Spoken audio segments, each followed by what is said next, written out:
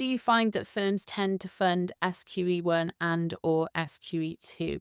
So from our perspective as a training provider, a combination, self-funders, people who fund 50-50 with their employers, and employers who fund everything, a real mix. There is no definitive on that. And also sort of graduated options where some employers will say, we'd like you to start out yourself. When we see your commitment to the study and your progress, then we will step in and be willing to start to fund some things. So all different sorts of approaches. Obviously, as our colleagues here from Data Law are offering, I think it's up to 95, if any of them are still here, they'll correct me, up to 95% funded in England for their apprenticeships. But here in Wales, as I say, we have the level 3, the level 5, which obviously are SILEX based. We hope the level 6 as soon as the Venedd elections go through. So that will be the pathway here. We will be offering SILEX apprenticeships in England very soon at level 6 and 7. And with the funding withdrawal for large swathes of the sector, the only funded, fully funded, mostly funded route to practice is going to be the SILEX level 6 apprenticeship. So lots of things changing there, lots of things happening there. Anybody who wants to talk to us, you're very welcome. So it's a mix. Sorry, Vanessa, there's no definitive answer on that. It's a real mix and can depend. And as Ingemar was saying, can be really closely linked as well to things like probationary review, annual reviews, and, a bit of a collaboration between you and learners in terms of payment and other kinds of support as well.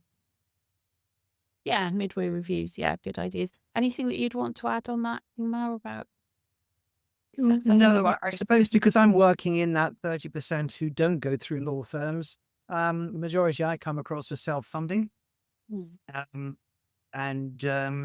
Yeah, I'm amazed at the tenacity of the people who are just working their way through, having done a degree, now going through all of this as well to qualify. It's really humbling. And sometimes from very poor countries, in Africa or wherever, and they're finding a way to get the money together to qualify. That's amazing. I spoke to somebody on the telephone earlier today who is switching from SQE to SILEX because she completed her SQE1. So that in itself is a massive achievement, isn't it? It was successful. And then failed the SQE2 by 1%. And obviously have to now resit all 16 assessments because one of them failed by 1%.